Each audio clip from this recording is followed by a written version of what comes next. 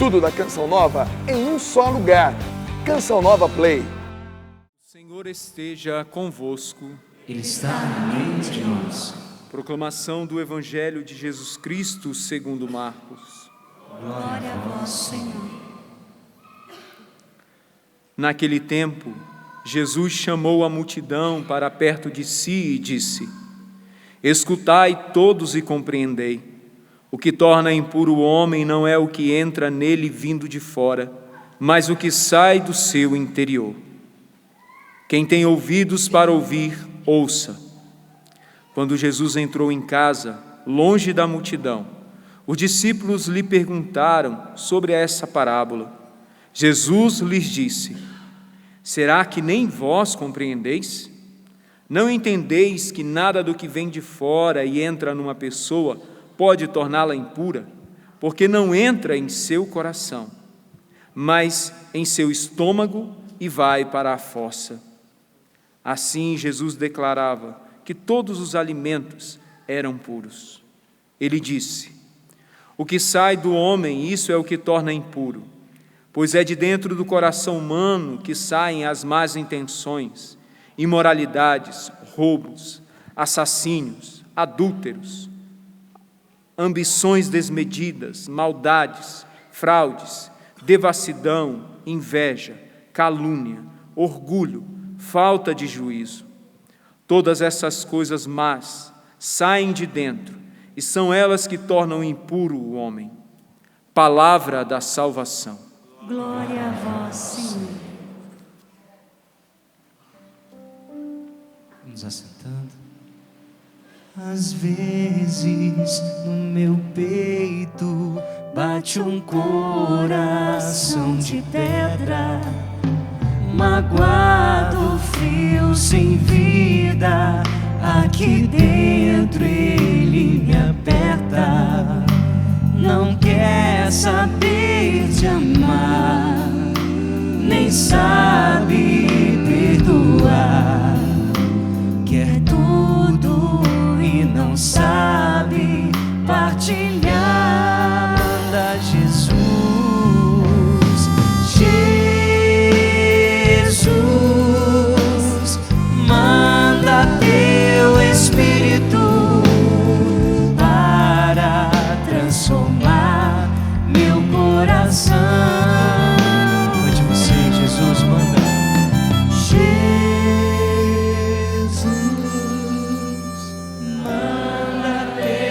Espírito para transformar meu coração. Meus irmãos, minhas irmãs, nessa quarta-feira dessa quinta semana do tempo comum, nós, ao olharmos para as palavras que o Senhor coloca para nós na liturgia da palavra, seja a primeira palavra, que é a primeira leitura do livro dos Reis, os Salmos, e depois o Evangelho, e eu quero começar de trás para, ou de frente para trás, ou de trás para frente, começar do Evangelho. Nós vamos perceber a condução que Deus tem para a nossa vida, para a nossa caminhada. Mas nós precisamos contextualizar o Evangelho para nós entendermos o que está acontecendo para Jesus falar isso aqui. Ele está sendo constantemente confrontado pelos fariseus, que viviam a vida religiosa de uma maneira muito complicada, e por isso Jesus faz essa denúncia. Eles viviam na hipocrisia, eles viviam de aparência, de uma religiosidade simplesmente exterior, pautada nas realidades das tradições humanas. Se você acompanhou a liturgia de ontem, o evangelho de ontem, você vai lembrar que Jesus os chama de hipócritas, exatamente dizendo que eles estavam transgredindo o mandamento, o quarto mandamento, que era o honrar pai e mãe, porque eles tinham que ajudar os pais, e eles diziam que aquilo que era, e que eles poderiam ajudar os pais, no sentido até mesmo material, era consagrado a Deus. Então eles não podiam fazer nada pelos pais. E Jesus vai apresentando de uma maneira muito clara, muito direta, com a intenção também de provocar a conversão. Jesus vai confrontando aqueles homens que estavam ali diante dele, que viviam dessa maneira, e ao confrontar, ele fazia exatamente aquilo que ele veio ensinar, trazer a boa notícia, formava os seus. Porque quando o Senhor vai dizer que eles eram hipócritas, nós precisamos compreender essa palavra hipócrita a partir do teatro grego, de onde está a raiz dessa palavra, porque existia um ator no teatro grego que ele se chamava Hipócrisis, porque ele fazia vários papéis durante a peça de teatro, durante os atos do teatro, e em cada peça ele entrava com uma máscara diferente, ele tinha uma cara. Então o hipócrita é alguém de muitas faces, de muitas caras. Ele tem uma cara para lidar com o padre, ele tem uma cara para casa, por isso que às vezes as esposas dizem assim: ah, pá, tão bonitinho na sua frente, vai ver lá em casa. Ou o marido vai dizer: ah, padre, é uma belezinha na sua frente, mas vai ver lá em casa. Então tem uma cara na sociedade, uma cara no trabalho, é um hipócrita. E Jesus estava dizendo isso dos fariseus, que eles impunham essas regras, essas tradições humanas, mas que o coração deles estava distante. Eles condenavam os alimentos, eles ficavam provocando: ah, mas os seus discípulos não lavam a mão antes de comer, ah, eles não fazem jejum tal dia, igual a gente, ah, eles não lavam os copos como devem ser lavados, segundo as prescrições. Mas o que Jesus está dizendo? Olha, o que é o impuro não é o que está vindo de fora, não. O que torna o homem impuro vem de dentro. Vem do coração. Não é simplesmente uma capa exterior que diz que esse homem é fiel, é religioso, segue o caminho de Deus, mas é o coração. E aí Jesus está exatamente os questionando e questiona nós. Quando nós meditamos, escutamos essa palavra, ela precisa também nos confrontar e nós nos perguntarmos. Porque o mestre está mostrando aquilo que torna a vida de um homem impuro. E quando eu li esse evangelho, meditei nele, quando eu me preparava para essa missa, eu preciso primeiro fazer a experiência da palavra que me toca, para eu anunciar essa palavra para vocês. E eu me perguntei: como eu me percebo? Eu sou um homem que tenho feito um caminho de retidão, de justiça, de pureza, ou eu constato na minha vida esses sinais tão claros que Jesus indica da impureza na vida de um homem? E aí de um homem é o ser humano, homem e mulher. Quais são esses sinais que Jesus coloca para que a gente se averigue? Más intenções. Será que eu trago no meu coração más intenções? Imoralidades, está relacionada à moral, à realidade afetivo, sexual, está dentro desse campo, na mente, as coisas que a gente fica produzindo na nossa fantasia, roubos, e aí entra a corrupção, a enganação das pessoas, assassínios.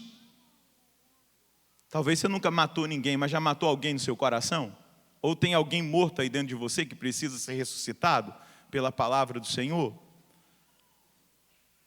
Talvez você não deu um tiro em ninguém, graças a Deus eu nunca dei, mas talvez lá no seu coração alguém já tenha morrido dentro dele e que precisa ressuscitar.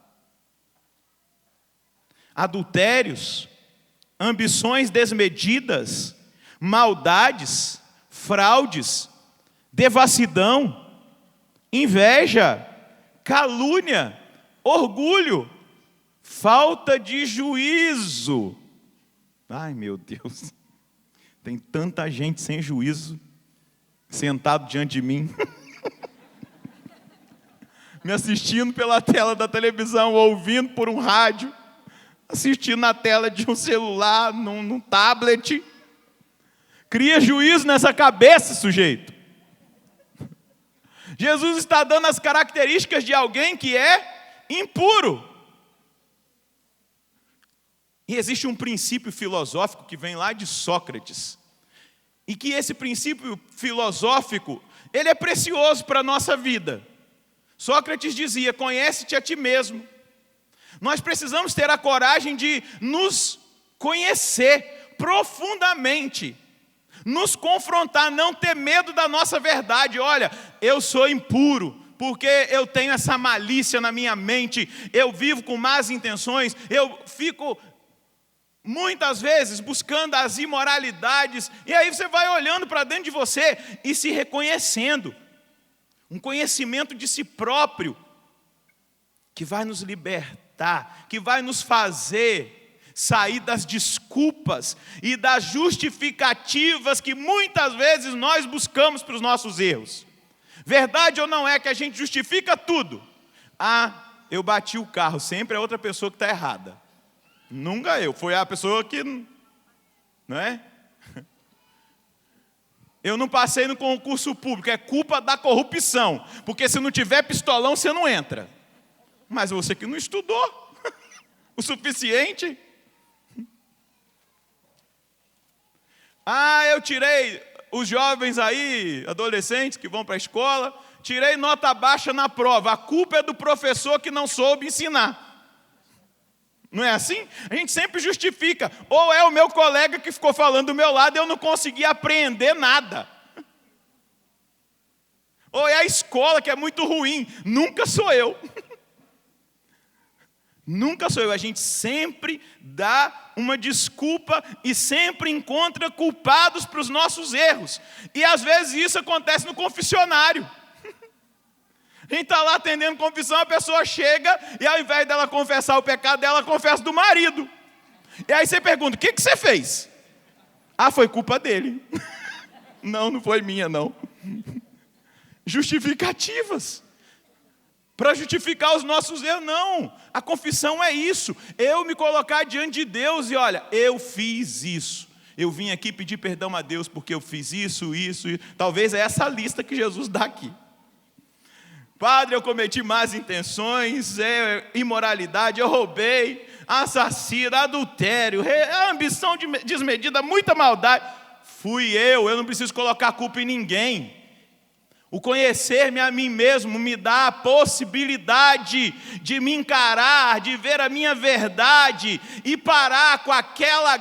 Tem um poeta brasileiro que ele vai dizer da mentira: a pior das mentiras é mentir para si mesmo. Porque quando eu minto para mim, eu estou mentindo para Deus também. Eu preciso ser verdadeiro diante de Deus. E aí, eu vou chegar lá no cristianismo. Calma aí, estou falando dos pagãos primeiro.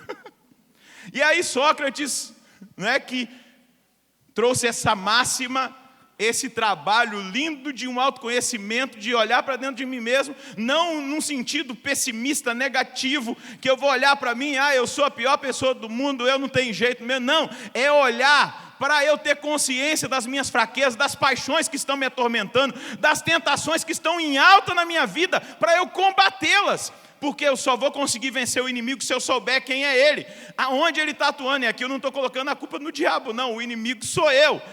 As tentações, os desejos, as realidades da minha vida que não estão de acordo.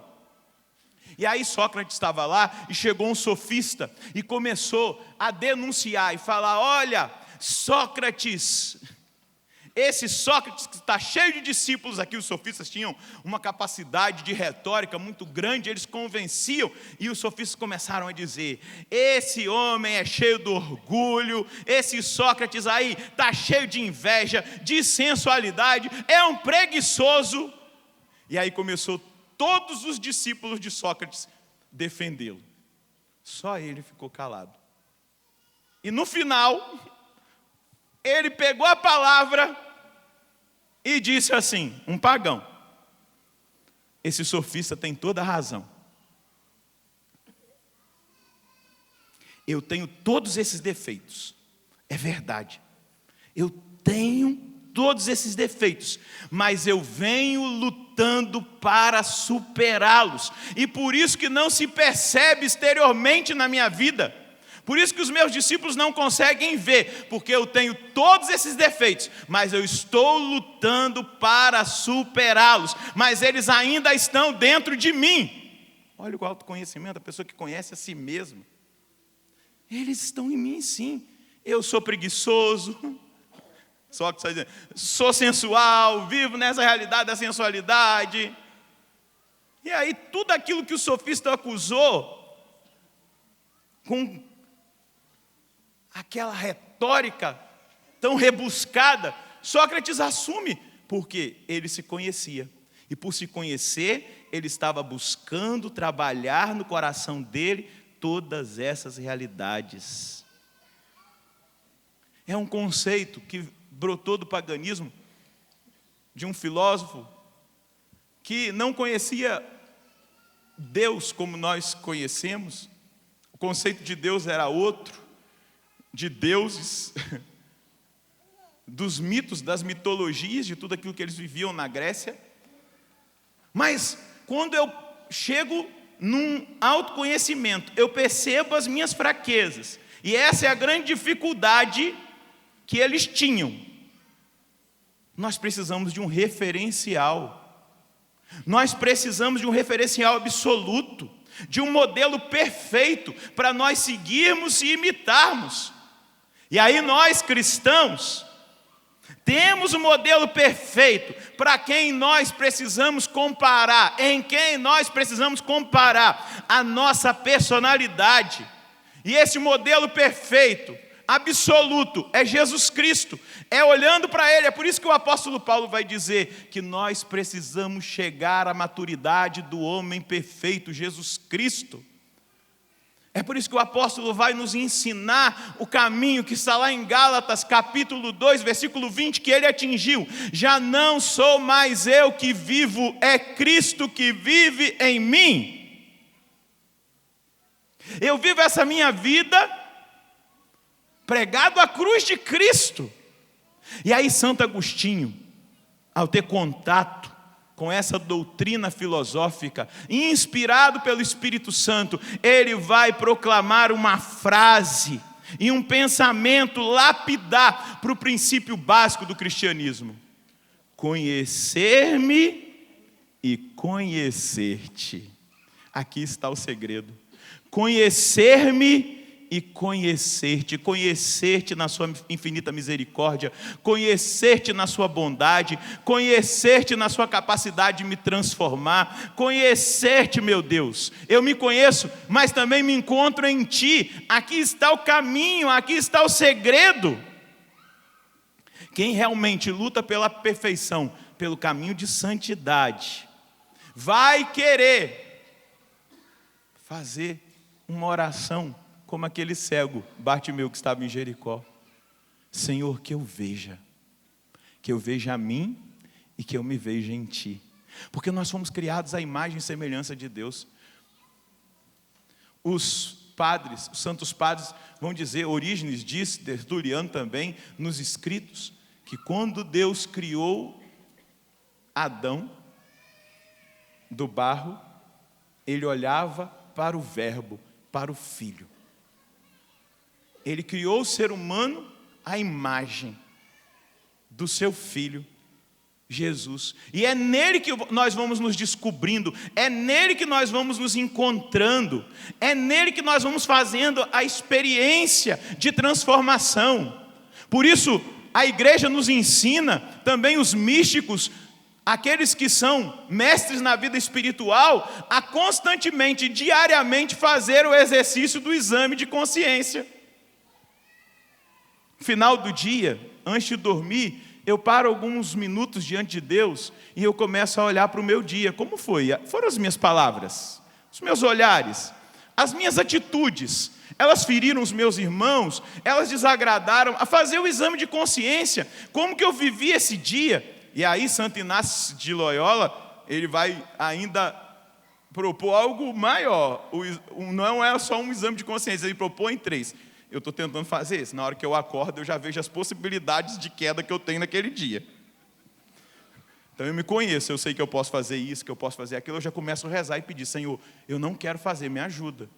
Eu não quero tratar ninguém mal, eu não quero mentir, eu não quero ser dissimulado, eu não quero ser falso com ninguém, eu não quero agredir ninguém com palavra, eu quero ser justo em tudo que eu fizer, nas decisões que eu tiver que tomar. Eu quero ser carinhoso e atencioso com cada pessoa que se aproximar de mim, porque eu conheço as minhas irritações, os meus cansaços, as minhas tendências e aquilo que eu posso fazer. Aí Santo Inácio de Loyola ensina: de manhã, acorda e faz esse exame. Meio-dia, depois do almoço, você dá uma paradinha e já confere como é que está o esquema. Será que eu estou conseguindo? Aí eu já paro ali e já começo. Olha, não consegui aqui, então eu tenho que voltar para o trabalho, para aquilo que eu vou fazer melhorzinho. E no final do dia, antes de dormir, 3 momentos, onde eu olho para dentro de mim, não com depreciação, mas eu me olho diante dele, eu me conheço conhecendo a ele, eu me coloco diante dele, olhando para mim e vendo a misericórdia dele, vendo a chance que ele me dá, vendo a oportunidade que ele me propõe e me promove de ser alguém que caminha na retidão e na pureza. Eu posso ser melhor. Diga comigo: em Deus eu posso ser melhor. Eu quero ser melhor. Eu vou lutar para ser melhor. Eu não vou, Senhor, aceitar essas realidades que vêm de dentro do coração e que me tornam impuro. Eu vou trabalhar as minhas tendências, as minhas paixões diante do Senhor, diante da sua presença. Porque esse é o caminho, meus queridos, da santidade. Quando eu me vejo nos meus defeitos, eu preciso incansavelmente buscar praticar as virtudes que vão confrontar aqueles meus defeitos. São Bernardo de Claraval, eu anotei aqui na minha colinha, ele dizia assim: bem-aventurados os que podem dizer com verdade: a nossa glória é o nosso testemunho da nossa consciência. Mas isso pode dizer só o humilde. O arrogante e o soberbo não pode enganar nem evadir o juízo daquele que esquadrinha as entranhas dos corações, já que de Deus ninguém pode zombar. O humilde reconhece, o humilde busca, o humilde sabe quem ele é, e diante de Deus ele vai se abrindo para que o próprio Deus trabalhe na vida dele. É esse o trabalho que nós precisamos experimentar. E olhando para a primeira leitura, nós vemos na figura do rei Salomão alguém que se abriu a uma graça especial da parte de Deus. Se abriu a sabedoria. Essa semana nós ouvimos na liturgia o texto, não é? Do capítulo 3, se eu não me engano, deixa eu abrir aqui a minha Bíblia. Quando Salomão tem aquele sonho lá em Gabaon, e ele pede a sabedoria para Deus. Versículo 5, em Gabaon, do primeiro livro dos reis, no capítulo 3, versículo 5. O Senhor apareceu a Salomão num sonho noturno e lhe disse: pede o que desejas e eu te darei. Salomão respondeu: tu mostraste grande benevolência para com teu servo Davi, meu pai, porque ele andou na tua presença com fidelidade, justiça e retidão de coração para contigo. Tu lhe conservaste essa grande benevolência e lhe deste um filho para se sentar no trono, como é o caso de hoje. Agora, Senhor meu Deus, fizeste reinar o teu servo em lugar de Davi, meu pai, mas eu não passo de uma adolescente que não sabe ainda como governar. Teu servo está no meio do teu povo eleito, povo tão numeroso que não se pode contar ou calcular. Dá, pois, a teu servo, olha o que ele pede, um coração obediente, capaz de governar teu povo e de discernir entre o bem e o mal. Do contrário, quem poderá governar este povo tão numeroso? E aí vai continuar o texto dizendo que este pedido agradou a Deus. E olha a experiência que a rainha de Sabá tem com a sabedoria de Salomão. Porque Deus deu sabedoria para ele. Deus deu além, deu paz, deu prosperidade para Salomão, porque ele não pediu para vencer as guerras, ele pediu sabedoria, capacidade de discernir o certo do errado. Como nós estamos precisando, meu Deus, dessa sabedoria. Como nós precisamos dessa sabedoria diante da televisão, diante das músicas. Que tiro foi esse? Pelo amor de Deus. Como nós precisamos de sabedoria, até para saber escutar aquilo que faz bem para a minha alma, para o meu coração, para a minha mente.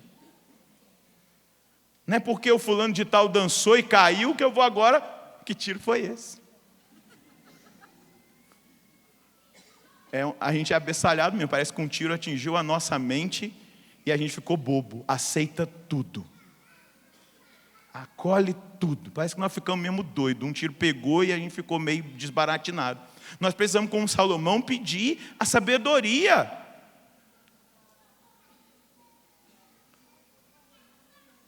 A sabedoria. Eu recebi o vídeo de um programa de humor da grande mídia, o cara fazendo delivery de hóstia, vestido de padre. Será que a gente vai continuar ainda assistindo isso? Aonde está a sabedoria? Zombando da igreja, distribuindo hóstia, desfibrilador Lázaro que ressuscita, e um monte de parafernália, zombando da fé da igreja una, santa, católica e apostólica. Talvez o sujeito não tenha nem consciência, mas está zombando daquilo que é mais sagrado que nós possuímos, que é Jesus sacramentado.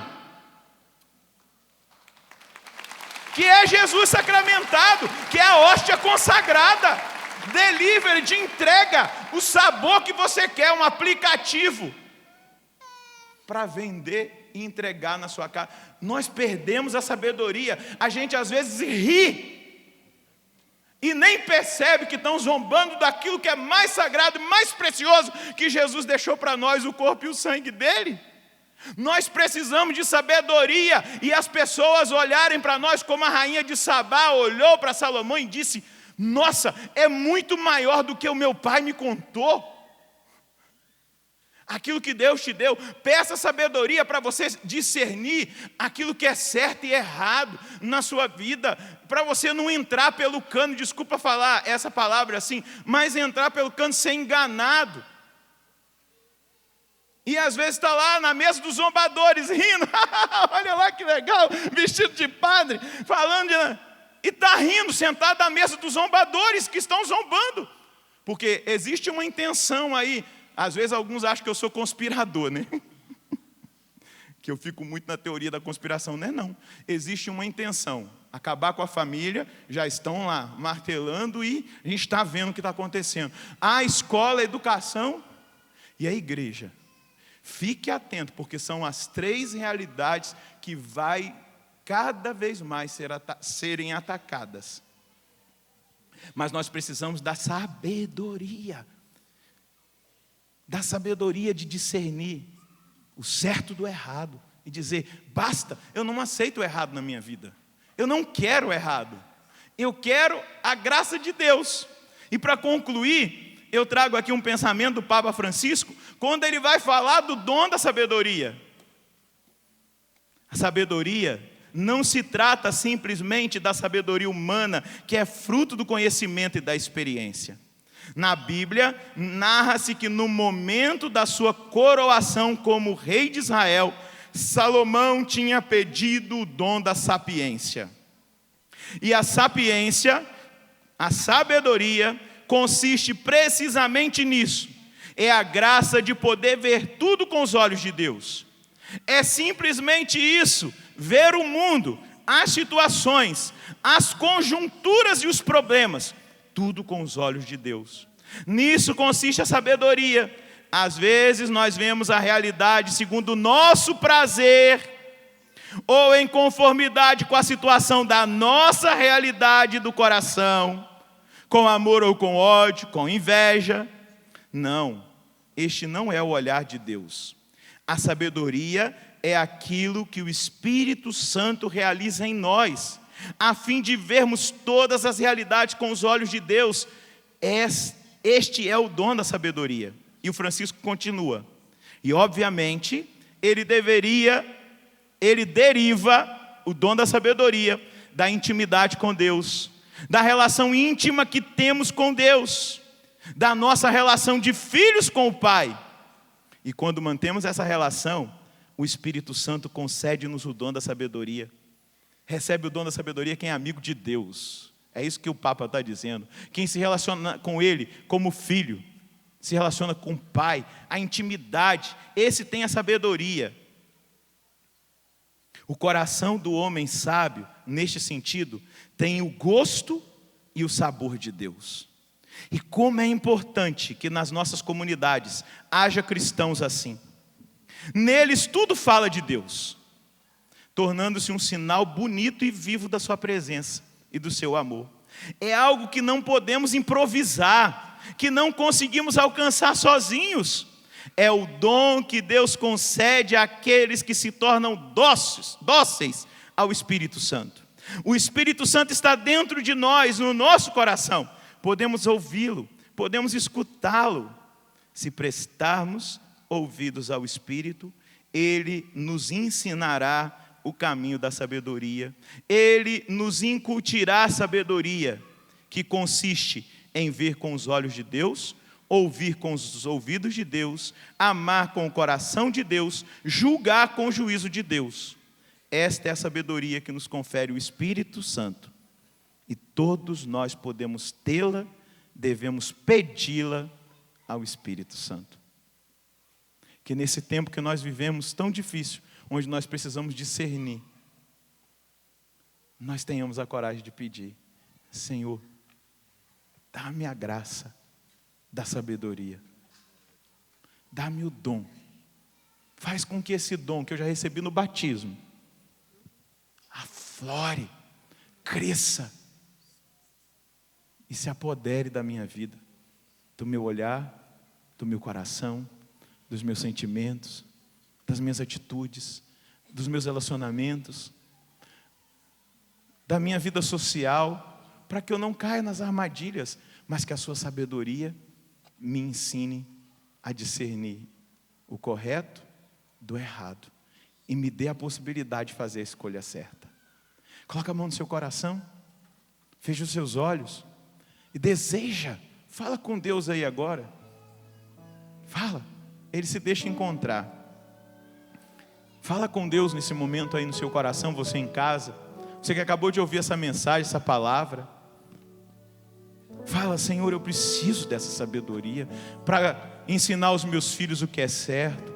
Eu preciso dessa sabedoria no meu trabalho, para enxergar com seus olhos, para agir da maneira correta.